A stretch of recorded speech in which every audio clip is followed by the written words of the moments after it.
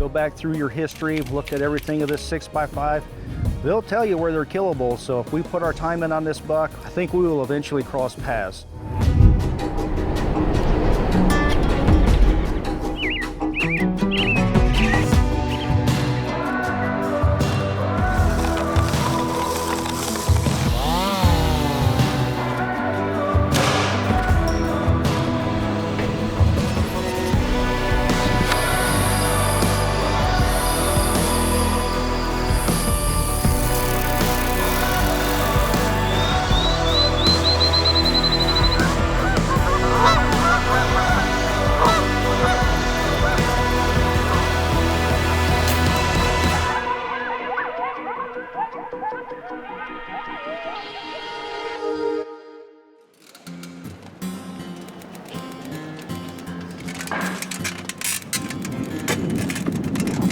That's gonna be close.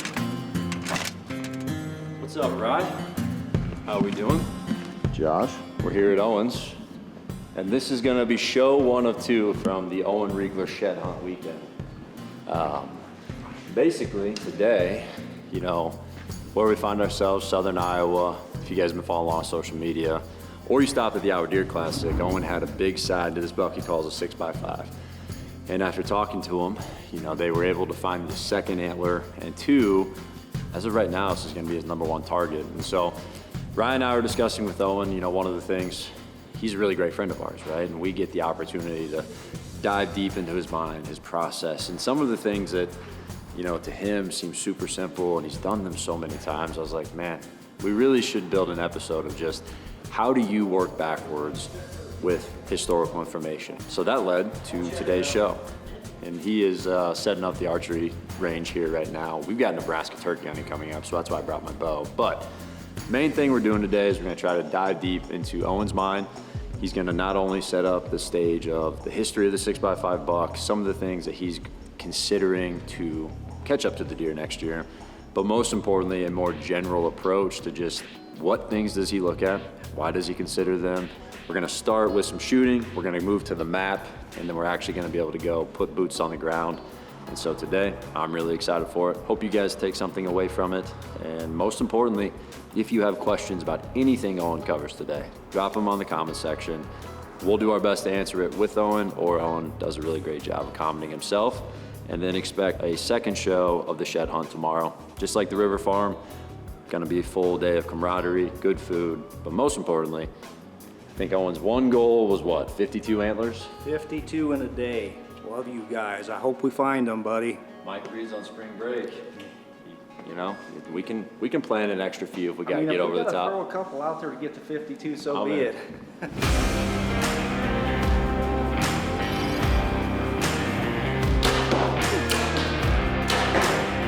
Looks like I better get to shooting, Rye.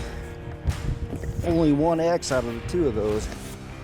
Oh, well, that's why we're starting right now. We got some 3Ds coming up pretty quick, so I've got to get on the ball and get shooting. It's always a busy time of year, but can't put off shooting, I know that. Like Josh alluded to, we are going to dive into this 6x5 buck, see what we can find out about him and what I would do to hunt him, where I would hunt him, look at all those different factors. And one of the most important things for me when it comes to killing big deer is doing a lot of shooting. The years that I shoot a lot, I always feel like I'm better prepared when we get to that moment of truth.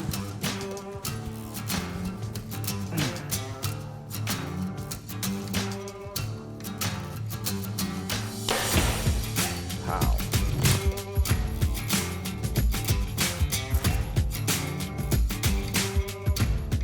All right, guys, when you start getting 2 or 3 years or even more history with a buck, he will basically tell you where he's the most killable. You start breaking this down, you start seeing where you're getting daylight pictures, where you found sheds. It all starts to point to like, okay, this is my spot right here. So you go back to 2022 when he first showed up. It was late November, early December. He just showed up a deer I didn't know. That year I picked up a shed right here. It's just north of death row, and another shed just north of that. So, you know, kind of pointing to death row right there. Didn't see any of him the next summer. He doesn't summer on me. That next year, 2023, he comes back again. Now this is probably early December again, maybe middle of November. He might be a little bit earlier this year. And again, we were getting a lot of pictures of him on death row right through here, getting pictures of him on this tube crossing over here. That year we pick up his shed right here. So we're starting to see a little pattern where he's at. Now moving into 2024, he's starting to get to my farm quicker. Now, middle of October, he's on my farm. This is the earliest I've seen him so far. He's there pretty much all year, and he's moved more even into the central part of the farm, which he hasn't done in the past. So he's starting to get pretty comfortable in here, and he's starting to really show some patterns. Picked up his shed right here. A lot of pictures of him right here on this tube crossing, a lot in daylight. He's not really a nocturnal buck, but he's just kind of a nomad. He travels a lot, which those bucks sometimes are hard to kill. We're getting a lot of pictures of him here, pictures of him down here on death row. And so you can kind of put together a line of movement. You know, what I presume is he's following this fence line quite often, or tree line. There's an old fence there. He comes down, uses death row, and quite often cuts across like this. Occasionally I would suspect that he goes this way, because I do have some cameras way back in here that'll get him on once in a while. So I think he does walk past the walnut sometimes and crosses right here. So we start putting all that together. One of the places that we're definitely going to target him is going to be right here on death row. I haven't hunted this deer prior to the last 3 years. You know, he's just been such a nomad. You didn't know when he was going to show up on the farm, so I didn't spend a lot of time hunting him. But now he's going to be what I think is at least a 7-year-old deer next year. I mean, he's definitely way up on the target list, and one that I'm going to spend some time hunting. So deer like this that are nomads, they're travelers, sometimes you just have to put your time in on them. You know, just spend all the time you can out there, and eventually you're going to cross paths. But I want to be in the highest percentage spot. So that's why I go back to all this history right here. I can start looking at what he likes to do from year to year. Now he could change up, but that is also why I try to keep the food very similar or the same in these kinds of situations. It was the same with Loch Ness. It's going to be the same with this buck. So we want the food down here. We want to get him to walk death row, whether he wants to feed in this, or if he wants to feed down here in this, or if we don't get him killed before the rut, we want the does in there, so then he's still going to walk death row. And it's the same thing on this other end. You know, we'll have food over here, we'll have our does in there, and so it's the same thing. We're trying to get him to walk this, and these are funnel situations. These are set up to bow hunt, and that's why we're trying to target at those spots where we know he's going to be in bow range, or it's pretty highly likely he's going to be in bow range. So one of the things I'm going to do now that I have his line of travel kind of identified, and where he may be crossing right here by the walnut, is I need better farm crossing, farm access to get south. The way it is now, you got to go clear up north and around to the road and then come clear back in. So I'm going to put a culvert in this ditch here so we can go from the crab's plot, cross over into another food source or tillable area I've got here. And I could put that crossing anywhere in this ditch, but why not put it right there by the walnut, where we're going to enhance this, where all the deer like to cross already. I've already made that a low water crossing. You know, a lot of bucks have walked that. I mean, I know Wide Nine's been down through there plenty. Picket Fence used to live down there. Crabs would be another one that have walked right by this crossing. So I feel like by enhancing, putting that culvert right there, that's just going to up the odds that much more that they cross right there. And that just enhances the walnut, also enhances death row. So we're going to take you out there and show you guys what we're going to do to that right now.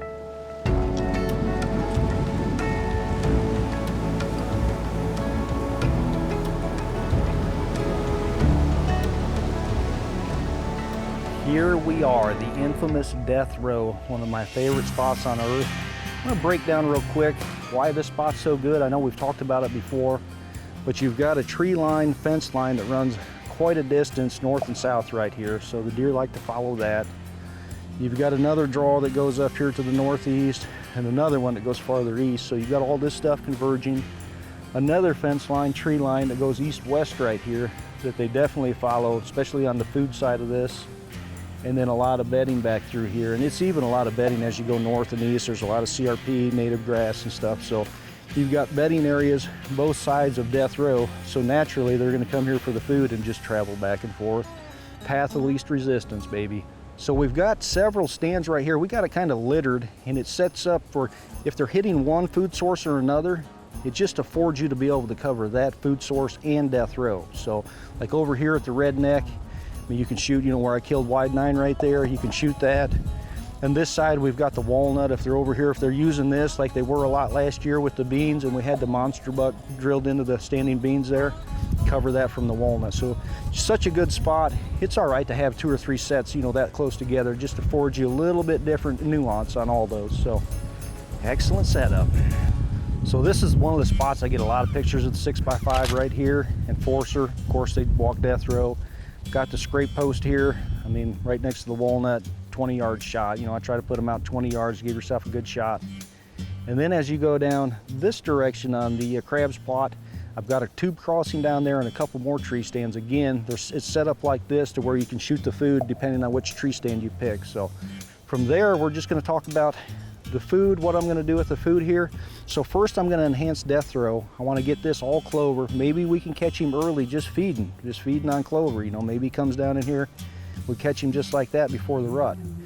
And then I'm going to rotate crops. I'm going to have the same crops. I'm going to have corn and I'm going to have beans, but I'm going to flip them. We're just going to rotate crops. You know, it's good for soil health. It's good for the crop. It breaks the disease cycle. So, but today we're going to enhance death row right here. We're going to frost seed some clover. I've got the monster buck clover mix. I think there's 5 different clovers in that. So we're going to frost seed that today, and hopefully by this fall we'll have lush clover all down through here. So it should be a good draw. For white clovers, I go with the lowest seed setting on the spreader.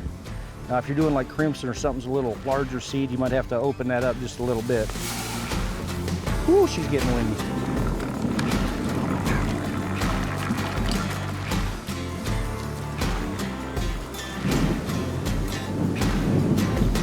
Just to recap, guys, go back through your history, looked at everything of this 6x5.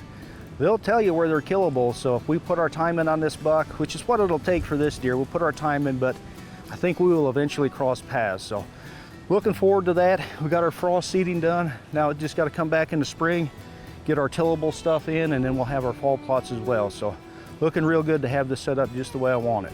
All right, guys, if you can come up with a good name for this 6x5, whoever's name we pick, we'll have a hat or a shirt giveaway for that particular individual.